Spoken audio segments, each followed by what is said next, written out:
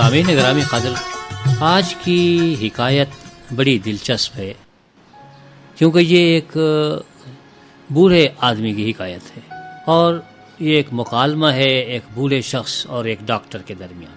ہوا یہ کہ بیچارہ بوڑھا آدمی ایک ڈاکٹر کے پاس پہنچا۔ آپ تو جانتے ہیں کہ بڑھاپا خود ایک اچھی خاصی بیماری ہے۔ تو بیچارہ ڈاکٹر کے پاس پہنچا، کہنے لگا ڈاکٹر صاحب میرا دماغ بہت کمزور ہو گیا ہے، کچھ یاد نہیں رہتا، اس حافظے کی خرابی کا کوئی علاج کر دیجئے۔ طبیب نے کہا کہ میاں یہ دماغ کی کمزوری بڑھاپے کی وجہ سے۔ وہ بوڑھا کہنے لگا بینائی بھی کمزور ہو گئی ہے، دکھائی بہت کم دیتا ہے۔ طبیب نے کہا یہ بھی بڑھاپے کی وجہ سے ہے۔ بڑے میاں کہنے لگے بھائی کمر میں بہت درد رہتا ہے۔ طبیب نے کہا یہ بھی بڑھاپے کی وجہ سے ہے۔ بڑے میاں نے کہا کہ بھائی جو کھاتا ہوں ہضم تک نہیں ہوتا۔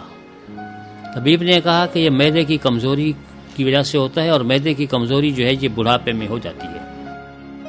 بوڑھے نے کہا سانس رک جاتی ہے، بہت تکلیف ہوتی ہے۔ طبیب نے کہا بڑھاپے کی وجہ سے ایسا ہوتا ہی ہے۔ پھر بوڑھے نے کہا کہ بھائی میری کمر دوہری ہو گئی ہے۔ طبیب نے کہا بڑھاپے کی وجہ سے ہے۔ بوڑھا شخص کہنے لگا آنکھوں کے سامنے دھند چھا جاتی ہے۔ طبیب نے کہا کہ یہ بڑھاپے کی وجہ سے ہے۔ اب تو بڑے میاں کو غصہ آ گیا۔ طبیب سے کہنے لگے میاں تم نے یہ طب اور حکمت کہاں پڑھی تھی؟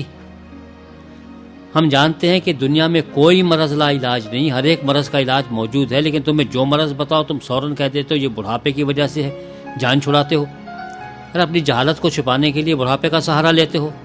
طبیب نے کہا کہ بڑے صاحب یہ جو غصہ اور بے صبری جس کا آپ مظاہرہ کر رہے ہیں یہ بھی بڑھاپے کی وجہ سے ہے۔ بات یہ ہے کہ یہ ساری خرابیاں بڑھاپے کی وجہ سے تھی اور ہمارے اندر جو برائیاں موجود ہیں ان کا بھی کوئی ایک سبب ہے۔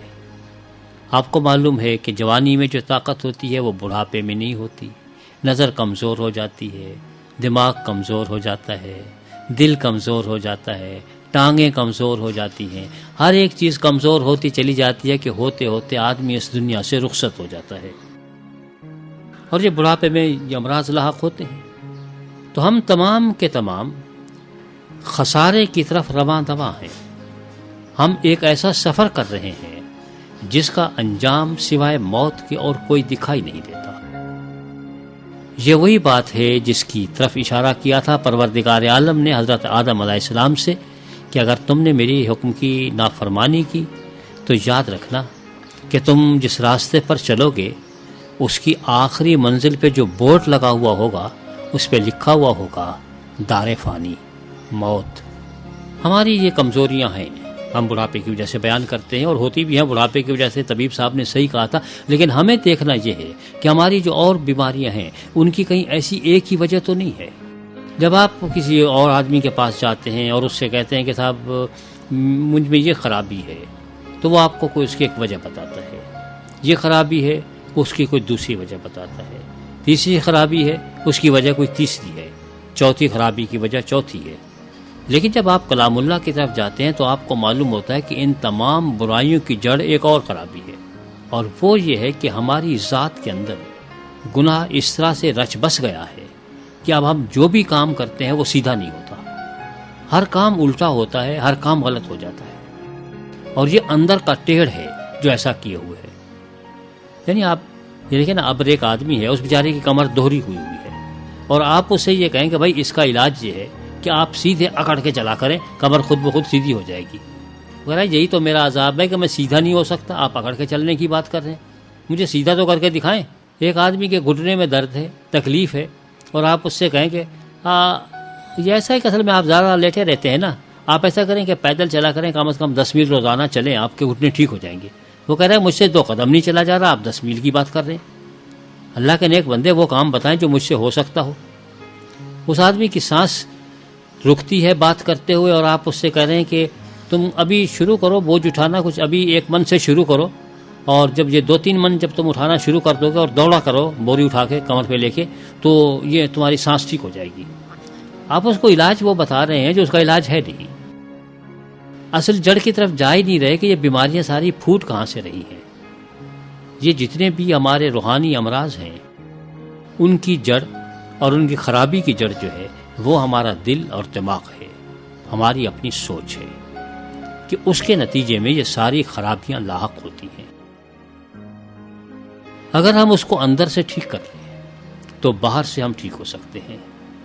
لیکن میرے مولا سیدنا مسیح سلام علیہ نے فرمایا تھا اپنے زمانے کے علماء کرام سے کہ تمہاری تو وہ مثال ہے کہ جو آدمی پیالہ لے کے بیٹھا ہو اور اس کو باہر سے تو خوب مانچے جائے لیکن اندر اس کے گند بھرا ہو، تو بتاؤ اس میں پانی کون پیے گا؟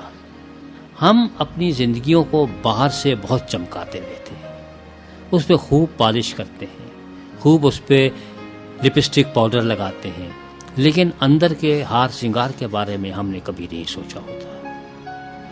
تو یہ تمام جتنی ہم میں برائیاں ہیں، جتنی خرابیاں ہیں، جتنی خامیاں ہیں، جتنے گناہ پائے جاتے ہیں اور جتنے جرائم کا ہم ارتکاب کرتے ہیں، یہ اس گناہ کی وجہ سے ہے جو ہمارے رگ و پے میں سمایا ہوا ہے۔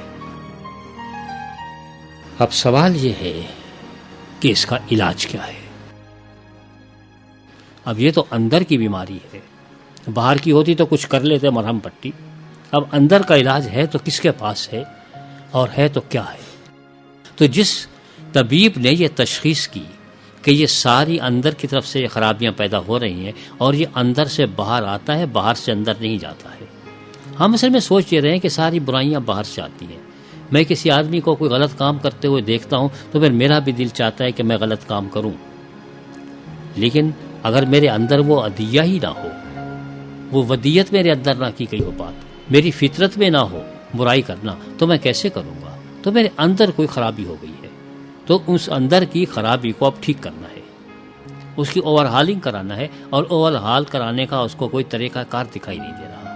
یہ ساری خرابیاں ایک دم لاحق ہو گئی ہیں جیسے اس بڑے میاں کو لاحق ہو گئی تھی، اور ان تمام خرابیوں کی جڑ ایک ہے، اگر وہ ٹھیک ہو جائے، اس کا بڑھاپا اس سے واپس لے لیا جائے اور اس کو جوان کر دیا جائے، تو اس کی ساری بیماریاں دور ہو جائیں گی۔ اب ہے کوئی ایسا جو وقت کا دھارا پلٹ سکے؟ ہم سب جانتے ہیں کہ ہم سب موت کی شاہراہ پر چل رہے ہیں اور ہمیں مر جانا ہے، وہاں سے واپسی کا راستہ کوئی نہیں ہے، وہاں جاتے سب ہیں لیکن لوٹ کے کوئی بھی نہیں آتا، لیکن ایک ذات ایسی ہے جو اس راستے پر چلی اور لوٹ کے آئی اور دوسرے لوگوں کو اس سے موت کے منہ سے چھڑا کے واپس لے کے آئی۔ تو جو وقت کا دھارا ذات بدل سکتی ہے، وہی وقت کا دھارا بدل کے ان تمام بیماری کا علاج کر سکتا ہے۔ تو اس طبیب کے پاس جائیں کہ یہ جو اندر کی خرابی ہے وہ اس کو دور کر دے، ہمیں حیات نو عطا فرمائے۔ جب ایک نئی زندگی مل جائے گی تو اس کے بعد یہ ساری بیماریاں خود بخود چلی جائیں گی۔ بوڑھے کو جوان بنانے والا چاہیے اور مردہ کو زندہ کرنے والا، اور وہ دنیا میں ایک ہی ہستی ہے، میرے مولا سیدنا مسیح سلام علیہ کی، جنہوں نے اور مردوں کو زندہ کیا، وہ روحانی مردوں کو بھی زندہ کرتے ہیں، وقت کا دھارا موڑ دیتے ہیں اور یہ ساری بیماریاں دور کر دیتے ہیں۔ آئیے اس ذات کا دامن تھام لیجئے، اور پھر آپ اس بوڑھے کی طرح سے یہ شکایت نہیں کریں گے کہ مجھے یہ بھی مرض لاحق ہے اور وہ بھی مرض لاحق ہے، کیونکہ وہ حکیم وہ بیماری دور کر دے گا جس کی وجہ سے یہ سارے امراض لاحق ہیں۔